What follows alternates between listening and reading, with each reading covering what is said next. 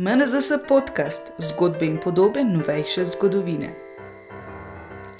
Dobrodošli v podcastu Muzeja novejše zgodovine Slovenije, v katerem predstavljamo zgodbe iz arhivov in razstav MNZS-ja ter osvetljujemo različne vidike sodobnih muzejskih praks. Moje ime je Korin, vi pa poslušate drugo epizodo mesečnega podcasta, v katerem se pogovarjamo o fotografu Vladimirju Simončiču, ki je predvsem bralcev ilustrirane revije Tovariš s fotografijo in besedo celo desetletje pripovedoval o povojnem delu in življenju. Skozi razstavo z naslovom Vlastje Simončič, iskanje človeka, nas popelje kustosinja Katarina Jurjavčič, ki nam je zaupala, kaj jo je pri Simončičevi zgodbi najbolj pritegnilo. Mene v bistvu pri Vlasti Simončiču zanima pravzaprav vse. Tako da že nekaj let preučujem pravzaprav njegovo gradivo, pregledujem njegove fotografije, opažam v bistvu neke povezave znotraj tega, kako je on v bistvu, na kakšen način je fotografiral, katere fotografije so bile objavljene, kako je bila fotoreportaža posneta. In tu se je dostikrat videlo, da je bil človek tisti, ki ga je on vedno izpostavil. Torej, en motiv dejansko portreta. Zdaj, zakaj je bil ta portret točno v fotoreportaži objavljen, to me je najbolj zanimalo tudi in dejansko je bilo potem tudi to na razstavi prikazano. In iz tega me je potem zanimalo predvsem način, kako je on fotografiral tega človeka. Torej, kakšni so bili te pravzaprav načini fotografiranja, na kakšen način je upodobil portret. Tu gre za več različnih variant, torej gre za otroka, gre za žensko, gre za moškega, lahko imamo skupino, lahko imamo praktično človeka, ki nekaj počne. In zdaj je to tisto, kaj ta človek pravzaprav počne, na kakšen način je izpostavljen in ki je bil objavljen in na kakšen način. Tako da sklop reportaže dostikrat razkriva, da je vedno znotraj vsake fotoreportaže pravzaprav fotografija portreta. Kar pomeni, da je fotograf mogel biti natančen, iznajdljiv, komunikativen, neposreden, da je lahko prišel do tega človeka in ga tudi fotografiral. To kaže zelo veliko o Vlastijevi naravi, torej kakšen je bil kot človek, in te njegove fotografije to izjemno dobro kažejo. Kaj pa to potrjuje? Ohranjena je njegova spominska dediščina.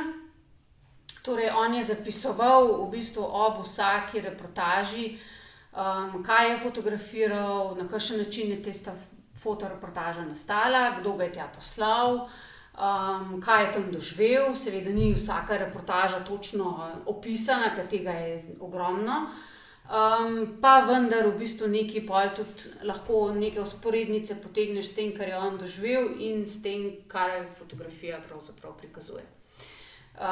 Tako da tle je ogromno enih zgodbic. Je pa tako, Vlastijevo življenje je enigma, je skrivnost. Je pravzaprav on človek, o katerem vemo veliko in nič. Njegovo v bistvu življenje v času druge svetovne vojne je precej zavito v tančico skrivnosti. Ve se, da je bil tigrovec, ve se, da je deloval znotraj obveščevalne službe jugoslovanske, branil je zahodno mejo, kasneje se je pridružil italijanskim partizanom. Skratka, tam je deloval v prid novemu sistemu. Takoj po koncu vojne mu je bila zagotovljena zelo taka bleščeča vojaška kariera, lahko bi jo dočakal, če bi želel, pa je ni. Skratka, on je vedno želel biti slikar. Tako da se je v letu 1947 celo vpisal na akademijo, bil sprejet v ta večerni program, in bil potem po 3 mesecih iz neznanih razlogov ni smel več obiskovati predavanj. Je pa tako, da je on fotograf postal leto prej, to je v letu 1946. Imel je lasten fotoaparat, to je bil Contax, s katerim je začel fotografirati pri Tovarišu oziroma Slovenskem poročevalcu. No, je bil zaposlen, največ je pa objavljal v Tovarišu. In tako da ta njegova pot je pravzaprav čisto taka slučajna. V enem jesenskem popodnevu je pač srečal svojega prijatelja, ki je bil ilustrator takrat na Tovarišu, mislim, da je bil to Kumar. In on ga je povabil, da pač pride in se pridruži tej novinarski ekipi, in on je začel fotografirati. Zdaj Vlaste kot človek je bil izjemno natančen.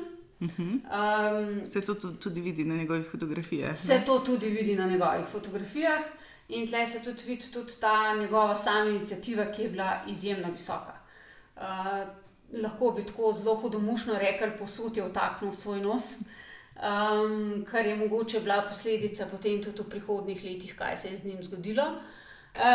Tako da on v bistvu začne, torej 18. oktobra 1946 je objavljena njegova prva reportaža, šel je v Moste, tam je poslikal eno gledališko skupino, tako amatersko, in s tem je v bistvu začel on praktično delo pri Tovarišu. In potem spremljamo njegove podvige po Ljubljani predvsem, potem dobi službeno kolo, se odpravi že malce dlje. Potem izkoristi avtobus, pa se začne malo voziti okrog. Skratka, v letu 1947 že kar v bistvu zajame en tak širši del Slovenije. Sta potovala recimo tudi po 2, po 3 skupaj, on je fotografiral, kakšen drug je potem pisal reportažo in tako. Skratka, gre tudi za en tak vidik tega novinarskega dela, na kakšen način je potekal. Dejstvo pa je, da je Vlaste, ko je fotografiral fotoreportažo, pač napisal to besedilo sam. Opremil je besedilo oziroma fotografije sam in to je potem tudi videti v Tovarišu, na kakšen način je objavljeno. To je zelo dragoceno za raziskovalce. To je zelo super, zaradi tega, ker on je sicer v muzeju podaril svoje gradivo predvidoma v letu 1958 že. Torej se je zavedal v bistvu vrednosti tega gradiva. Praktično je ob tem gradivu so prišle tudi inventarne knjige, kar pomeni, da je taka skopa vsebina fotografij bila opisana. Torej kdaj, kje, kako, tako. Skratka zelo skopo, ampak ja, so neki podatki znani. Glede na to, da je pa fotografija bila potem še objavljena, lahko pa potem z velikim veseljem zgodovinar pač opazi, da objavljeno je bilo. In tam je seveda še več podatkov, tako da pač lahko mi dokumentiramo še malo bolj te naše gradivo, pa neke vzporednice čisto potegnemo, no. Skratka, v letu 1947 praktično je revija Tovariš kar precej zapolnjena z njegovimi reportažami. Kolikor smo uspeli pregledati, je praktično ni bilo številke, v kateri reportaža ne je bila objavljena. To pomeni vsaj 4 do 5 fotografij na številko. To pomeni, da je pustil kar velik vizualni pečat. Tako. In iz tega lahko sklepamo, da je pač začetnik povojne reportaže. Tako da eden izmed začetnikov, vsebinsko gledano pa pravzaprav res tisti, ki je bilo fotografij praktično res največ. To se nadaljuje potem tudi še v letu 1948. Do tega prelomnega večera Miklavževega v letu 1948, ko ga pa zapre v bistvu pripadniki tajne policije in ga zaprejo v samico na Poljanskem nasipu za pol leta. Ta ječa pa pusti predvsem na njem kot osebnosti velik pečat, kajti zrušijo se mu pravzaprav vsi ideali, za katere se je boril. Torej v tej svobodni domovini je praktično zaprt. Njegove želje po več, po boljši družbi, po neki novi realnosti se razblinijo, te sanje praktično res postanejo samo še saje. In ko pride po pol leta, je izpuščen z opravičilom zaradi napake. Zaprt pa naj bi bil zaradi obtožb pri izdaji domovine. Ko se malo več poglobimo v to njegovo zgodbo, je tako, da je bil Vlaste na seznamu tistih oseb, ki so bile nadzorovane. O tem obstaja seznam. In o njemu so vodili seveda tudi kar precej obsežen spis. ki je primerljiv skoraj z spisom Angele Vode. Zdaj o Angeli Vode seveda obstaja in je potem tudi bil izdan, o njem ne obstaja in seveda tudi ni bil izdan. Zdaj kakšnih večjih raziskav potem o tem, ali bi obstajala kakšna kopija v Beogradu, do tega trenutno v bistvu še nismo prišli, no, oziroma podatka, pač, da bi karkoli o njem obstajalo v naših arhivih ni. Torej se lahko izhaja pravzaprav samo iz teh spominov, ki jih je on pisal, ki pa vemo, pač so res njegovi, torej večkrat jih je pisal, torej beremo lahko eno zgodbo večkrat. Mogoče lahko tudi iz različnih časovnih obdobij ali pa glede na to, kako se je počutil. A so to dnevniški zapisi? To so dnevniški zapisi, ampak so izjemno neurejeni. Skratka, en tak zveščič obstaja z naslovom Ječe, v katerem on opisuje vse te svoje ječe, od teh resničnih ječ, v katerih je bil zaprt, do ječe pravzaprav svojega življenja. Kajti on kot fotograf je deloval do leta 1956 in potem prenehal v bistvu s tem poklicem in se preusmeril v medicino, oziroma je tam vizualiziral pravzaprav na medicinski fakulteti operacije, snemal medicinske filme in ga štejemo tudi med pionirja medicinske dokumentacije. Njegovo delo je potem nadaljevala njegova hčerka. To je v bistvu še precej ohranjeno seveda in tudi te fotografije imajo nek umetniški pečat, če lahko tako rečem, ne. Zdaj ta naš novinarski opus, ki ga imamo pa v muzeju, je pa sestavljen dejansko res iz tega torej novinarskega dela, medtem ko gledališka fotografija je izvzeta iz tega. To je še res en tak dodaten spekter, kjer je bil Vlastja vse skozi prisoten. Začel je torej, kot sem že omenila, s to prvo reportažo gledališke predstave, ki je bila res čista amaterska skupina. Kasneje pa je pravzaprav bil stalen gost v drami in operi in spremljal v bistvu življenje in delo igralcev na odrih. Zanimivo je, takrat, ko se je vrnil, torej iz zapora, je svoje delo nadaljeval v uredništvu, a so se te pritiski psihični res vrstili, in ko je, vsaj tako zapiše v svojih spominih, v letu 1955 ugotovil, da mu odpirajo pošto in ga stalno nadzorujejo, je bil ta pritisk premočan in se je umaknil. Najprej potem tudi iz Ljubljane, ker je večino življenja preživel v Gorenji vasi v Poljanski dolini.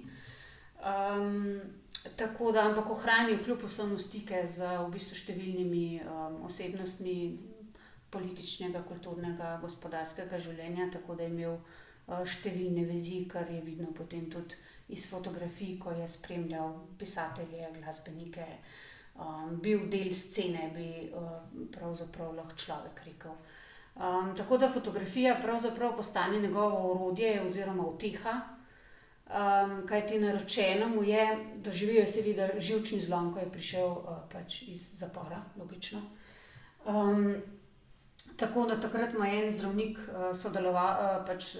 svetoval, da naj se vrže v delo. In to je s pridom izkoristil, ker je bil pač tudi sicer že tak prej. In to je potem vidno tudi naprej. Tako da fotografira še vedno. Je pa tako, da je bil iznajdljiv, bi lahko rekli. Tako da že v letu 1951 se pravzaprav sam prijavi na natečaj londonskega Timesa in dobi prvo nagrado pri novinarski fotografiji. Vlastja je tudi eden prvih pač slovenskih fotografov, ki ima ta znak EFIAP za fotografske dosežke. Eden prvih. Sodeloval je na številnih teh svetovnih razstavah, od Ria de Janeira v 1952. Potem v Sloveniji je dobil Tomšičevo nagrado v zaporednih letih, 1953, 1954, 1955. Skratka, to so v bistvu fotografije, ki so res bile izjemno povedne. Skratka, tako tudi fotografiral recimo dečka na ladji v Tržaškem zalivu in na ladji pač na pisku Avadis. To je bil čas tržaške krize, tako da je znal v bistvu preceniti to situacijo in najti v bistvu neko tako podobo, ki bi govorila o tem času. Zdaj, v monografiji Primoža Lampiča, ki je veliko pač napisal o njem in je pač eno od takih prvih zaokroženih del iz tega umetnostno-zgodovinskega vidika. On ga umešča med vodilne socrealistične fotografe pri nas, kar je pravzaprav kontradiktorno glede na njegovo usodo, ki jo je imel, a vendar lahko vidimo te prvine iz njegovih fotografij in to se vidi tudi na razstavi na Ljubljanskem gradu. Dostikrat je uporabil kot fotografiranja od spodaj, kar pomeni, da je ta človek res postane velik, kot da bi ga hotel postaviti na nek spomenik. Tako da res postane nekaj posebnega, ne, ta posameznik. Tako da ja, to je to. Tako. Torej, ta podoba tega povojnega časa, ki ga on zelo dobro dokumentira, v bistvu je fokus dejansko na ljudeh. Gotovo je bil ta njegov ideal v bistvu domovine in domoljubja in pač samega občutka za pač to državljansko držo izjemno močan. To se pač tudi vidi, ker se je recimo takoj po vojni udeležil številnih udarniških akcij, prejel je tako zlato kot srebrno udarniško značko, pravzaprav je bil na številnih ljubljanskih deloviščih in tam tudi fotografiral. To lahko naredi samo tisti fotograf, ki je pač bil zraven, ki je bil poleg, ki je občutil nek zanos oziroma pač neko to realnost povojno in le na tak način dejansko se lahko predstavi neka vsebina. Torej, če si poleg in če imaš dejansko nek tak občutek, kako in na kakšen način fotografirati, tako da te fotografije udarniškega dela z, ne vem, dvignjenimi orodji, od krampa, lopate, golimi moškimi telesi do pasu recimo, celo ženske imamo pač samo v krilu in modrčkih recimo fotografirane, kar je po svoje tudi zelo zabavno, no. Glede na to, da so bile večinoma še precej pokrite, a vendar je očitno prevladalo neko to povojno veselje miru in ponovne vzpostavitve realnosti, če lahko tako rečem, da so se ljudje sprostili in so res z veseljem hodili delati.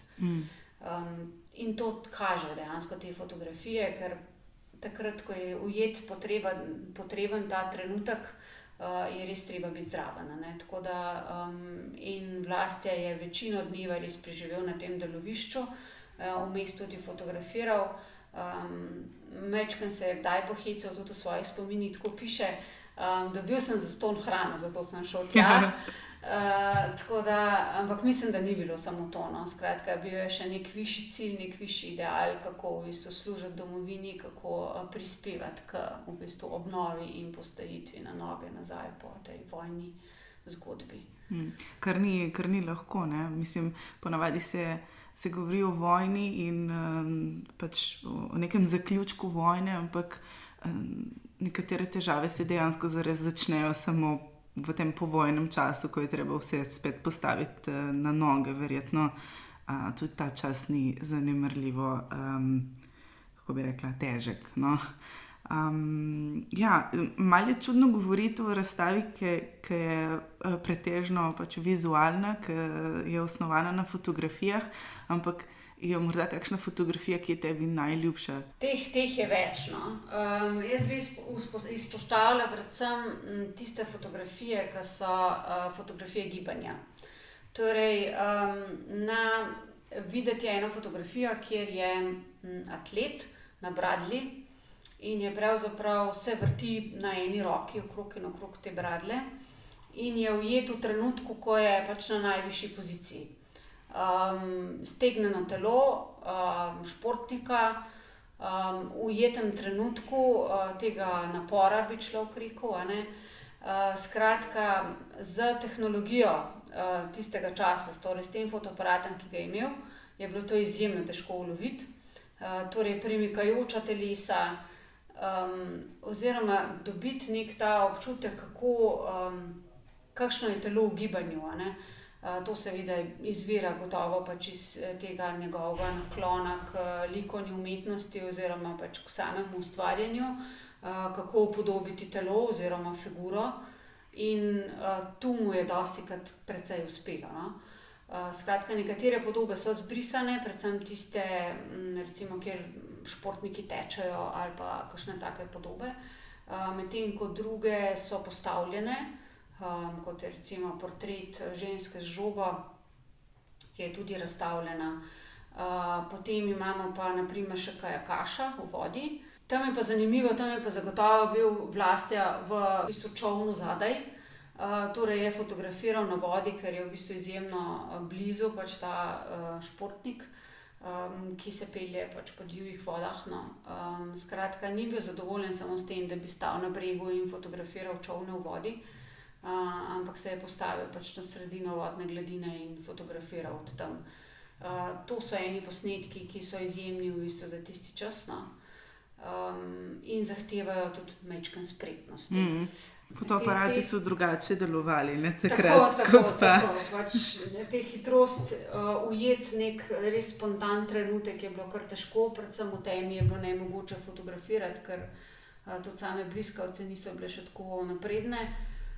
Kasneje, ko se pojavijo, recimo Vlastja v svojih spominih napiše bliskavca, ni bila ravno super stvar za gledališko fotografijo, kajti kljub vsemu je uničila en del svetlobe, kar je zelo zanimivo, a ne. Dejstvo pa je, da je ob gledališki fotografiji večkrat igralce povabil, da se v določenem kadru ustavijo in nekaj časa mirujejo in jih je takrat fotografiral. A to med predstavo, to so pol naknadno? Ja, ko so bile vaje, predvidevam, pač so bile vaje, on je pač tam stal, in ko je ugotovil, da je pač zdaj trenutek, ko bi bilo, ne vem, ko je ta monolog ali pa dialog bil tako močan, da bi bilo fino, da ga pač upodobi tudi na negativu, takrat je pač pozval te igralce, naj malo obmirujejo. In tako nastane tudi, ne vem, marsikatera res dobra fotografija. Ampak recimo pri teh reportažah, ki jih je fotografiral, sta v bistvu razstavljeni dve, kjer je podoba otroka z v bistvu starejšo osebo, na eni je ženska, na eni moški. Potem se zve, glede na to, da sta bili obe objavljeni. Ena prvih je ta, ki je pač žensko, a ne, gre za v bistvu fotografijo otroka, ki ima v rokah črnega dojenčka, plastičnega, lutko. V rokah ga drži medicinska sestra in v ozadju je podoba letala. Gre za akcijo, ki jo je izvajalo pač verjetno, ne vem, Ministrstvo za zdravje oziroma pač vse te organizacije, ki so bile pač za to zadolžene, za izboljšanje stanja otrok z oslovskim kašljem. So pravzaprav otroke odpeljali v višave z letalom, so jih tam peljali en krog, da so se naužili tega redkejšega zraka in na tak način blažili njihove zdravstvene težave. Tako da to je bila tudi ena taka dosti zanimiva akcija, no. Potem pri drugi, ki je pa tudi dosti iz tega zdravstvenega vidika in se je potem tudi Vlastja pridružil, gre pa za bakteriološko raziskavo vodnjakov na Kočevskem in Beli krajini, skratka širše, tam so se potem sprehajali razni te epidemiologi in pač je bila cela skupina ljudi, ki so preverjali vodnjake. In v eni vasi, v nemški Loki, so se potem tudi ustavili in se pogovarjali z vodjem kmečke zadruge v tistem kraju. In ta oče je imel v rokah svojega otroka. Skratka, drži svojega malčka leto pa pol v rokah. Taka zelo prisrčna fotografija je, no, očeta, ki dosti ljubeče skrbi za tega otroka. Redke so te fotografije očetov z otroki, zato je bila ta še posebej zanimiva. Dostikrat se seveda mame ukvarjajo z njimi in se tudi pojavljajo potem posledično na fotografijah. Tako da je bila ta še posebej mi tako pri srcu, moram reči, ker jih je bilo malo. V tej povezavi pa potem samo to raziskavo vodnjakov smo pa potem izpostavili še dve ženski figuri pri vodnjaku. Ena je v Goriških brdih, v Medani, in druga mislim, da je nekje na Krasu. Zdaj sem že mečkam, ne vem čisto točno, bi mogla po moje tudi tule noter pogledati. Skratka, gre za v bistvu dve ženski figuri, ki sta pri vodnjaku in obe pač točita vodo iz tega vodnjaka. Prideta z vedrom pač do te, pa nismo tle zbrali. Skratka, prideta do te vode, do vodnjaka, in skratka je zelo zanimiva ta kompozicija te gospe s to vodo, ker na eni so recimo še čisto porušene hiše okrog in je trg poprazen, tako da je totalna odsotnost v bistvu prebivalstva in samo ta ženska je tam pri tem vodnjaku. Tako da je zelo zanimivo, sam ta motiv je tako, me je pritegnil, no. Dejansko, ker je odsotnost ljudi, ker jih ni. In te porušene hiše dejansko govorijo o tem o vojni in o teh odsotnih prebivalcih, in ta ženska pa nekako vnaša to življenje kljub vsemu v to vas, no. V nasprotju z Medano, kjer je pa potem cvetoče drevo, in to so te znane, bomo rekli, te povojne fotografije, ko se tudi skupina umetnikov odpravi pravzaprav te primorske kraje in pofotografira to spomladansko vzdušje cvetočih dreves in tako. Skratka, imamo čisto eno lirično lepo pokrajino. In ta fotografija pač sodi nekako v ta okvir, no, tako neke lepote te primorskega konca. Tako. Čeprav takrat, če to ni bilo v sklopu matične domovine, tako da je tudi to treba vedeti, da je bilo treba tja prideti in tako, no. Kar ni bilo lahko, verjetno. Tako. Bomo še povedali, kje lahko naši poslušalci si dejansko to razstavo ogledajo. In kdaj? Razstava je na ogled na Ljubljanskem gradu, in sicer do 21. junija. Zelo kratek čas, res. A je vredno se povzpeti na pač Ljubljanski grič z gradom in si pač stvar ogledati. Bo pa še enkrat priložnost, in sicer v novembru predvidoma se bo razstava potem tudi postavila v našem muzeju in bo takrat spet možno si jo ogledati, sicer verjetno v manjši, okrnjeni obliki, kajti prostor je primerno, bo malo zožan, izbor vseh fotografij, ampak večino pa kljub vsemu na ogled. Ta razstava bo sigurno navdušila fotografske geeke, si predstavljam. Se bo pa našlo tudi kaj za vse druge, verjetno, kaj praviš? Pa mislim, da bi se lahko kar najdla kakšna zgodba na teh fotografijah, ki bi lahko navdušila marsikaterega gledalca teh fotografij, tudi če pač vlasti kot sicer ne pozna, pa vendar je dobro kdaj pogledati človeka, kako izgleda.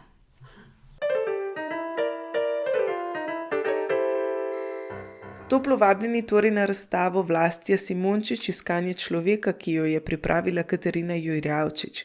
Mi se že veselimo vašega obiska in ponovnega snidenja prihodnji mesec z novo epizodo MNZS podcasta. Do naslednjič pa ostanite zdravi in ustvarjalni.